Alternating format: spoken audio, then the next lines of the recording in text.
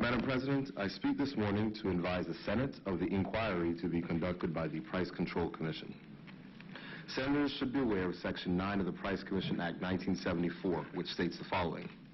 The Minister of Finance may require a Price Control Commission to conduct an inquiry. The Minister may at any time require the Commission to inquire into any matter which may affect the exercise by her or of her powers under the Act, the price or charge made for any commodity, whether or not such commodity is a specified commodity, such other matters as she may specify concerning the cost or supply of any commodity. And it shall be the duty of the Commission thereupon to make such an inquiry and report thereon to the Minister.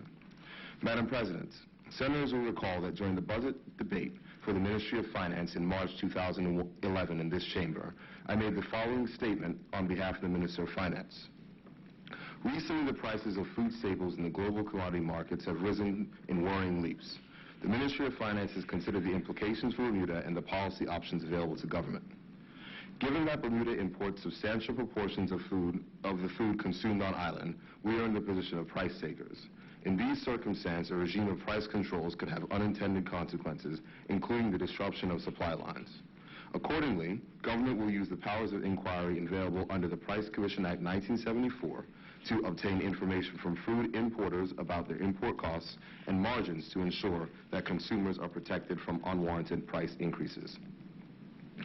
Madam President, indeed, subsequent to this statement, both the Bermuda Public Services Union and the Bermuda Industrial Union have publicly echoed the concerns of the government. I am pleased to inform Senators that the Price Commission has been impaneled and gazetted. The members of this commission are Ms. Lucia Penniston, Mr. Anthony Richardson, and Mr. Daniel Reese. Given the uniqueness of this inquiry, the Minister of Finance has charged the Commission with a specific terms of reference, which includes 1. Obtaining the relevant economic data from the Department of Statistics to identify the essential goods and services that should be the focus of the inquiry. 2.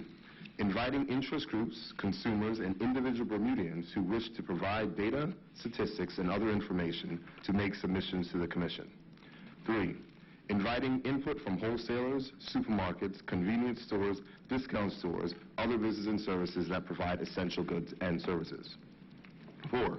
Consulting with the various unions, including the Bermuda Trade Union Congress, the Bermuda Industrial Union, the Bermuda Public Services Union, Fire Services Union, Bermuda Union of Teachers, and the Prison Officers Union. Number 5, consulting with Bermuda Small Business Development Corporation and employer groups, including the Chamber of Commerce, the Bermuda Employers Council. Number 6, obtaining information from shipping companies and other importers regarding the current cost of shipping, both air and freight. Number 7, producing a report from the Minister recommending how government can assist in ensuring consumers can get the most reasonable price for essential goods and services. Madam President, at the government's own town hall meeting last night, an example was given of a retailer who was charging $25 for an item. A friend who was shopping with a consumer at the time told the person not to buy the item, as the exact same item was at another store for $18. Now, I'm sure the retailer selling the item for $18 was not selling it at a loss. So the question should be why the retailer selling the item for $25 was charging so much. Madam President, we must ensure that consumers are protected from unwarranted price increases while suppliers and retailers continue to remain profitable. As a result, it is hoped that this will be a collaborative team effort between government, suppliers, retailers, and consumers. Food, like energy, is a fixed cost in our economy. If residents can achieve savings in these areas, they will have more money to spend in our economy to support our economic recovery.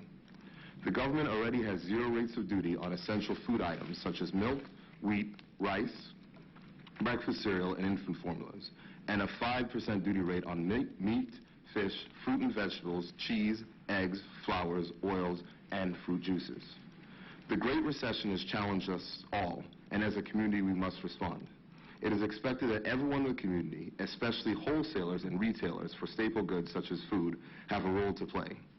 While consumers are challenged, it is only expected that as a community, we all share the sacrifice in creating an environment to return our economy to growth. If we are all in this together, then all of us, including those of the private sector, have a role to play. Thank you, Madam President.